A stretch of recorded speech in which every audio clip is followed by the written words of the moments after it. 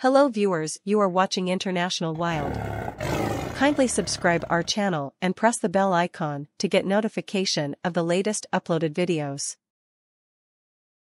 Tell me if this story sounds familiar. A former world leader is facing years in prison for crimes he allegedly committed while in office. The court handed down his ruling in his absence for illegally selling state gifts. He's not a typical politician. In fact, he started out as a celebrity. His face was everywhere on TV. He gained notoriety for his playboy lifestyle and multiple high-profile marriages. In the early 90s he was hanging out with rock stars and royalty. He came to power on a populist wave. His followers are true believers. Then it all came crashing down, and now he's saying he's the victim of a conspiracy by the US political establishment to topple him.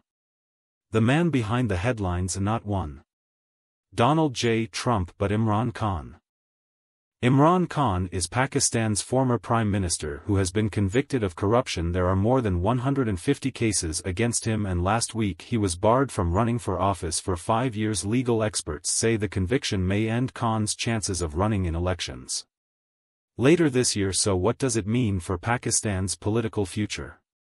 It was May, just after Imran Khan's first arrest, and you'd barely gotten any sleep because Khan supporters had taken to the streets in protest. Anger against the arrest of Imran Khan has turned into violent confrontations. Despite all of that, he was later released on bail, but fast forward to August 5. Khan is arrested again for a separate case, and he's actually barred from politics.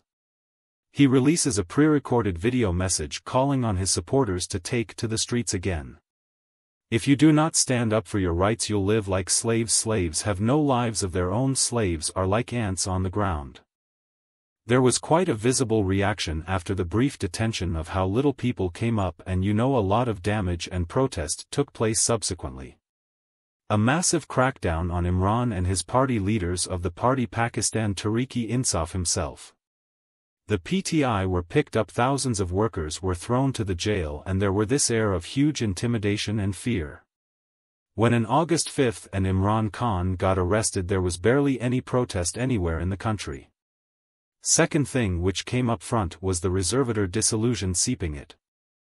People saw at the time when Imran Khan got picked up in May and subsequently he came out. Imran essentially talked about himself to protecting himself, kept asking his supporters to go out and protest, but he wanted himself to be protected, so the interest among his supporters to physically go out and actively support that diminished. It does not necessarily mean that the support for Imran went down, it was just physically presenting their sin.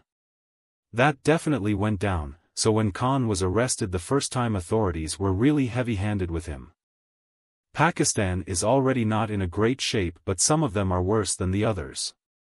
Imran has been kept over there, and as far as life is concerned, about the fears of his life, that was a statement that the police official, the administration, have said that Imran Khan has been provided adequate facilities.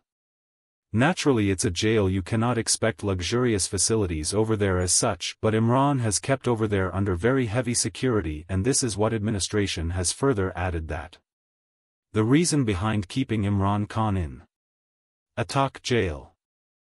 Delays in redrawing voting districts. Pakistan will rely on a caretaker government for the foreseeable future.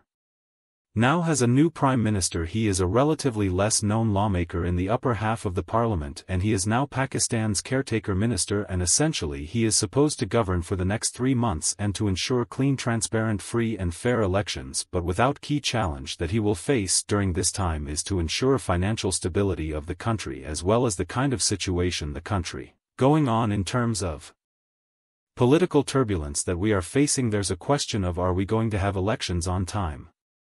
Pakistan has never had a leader serve their full term in office.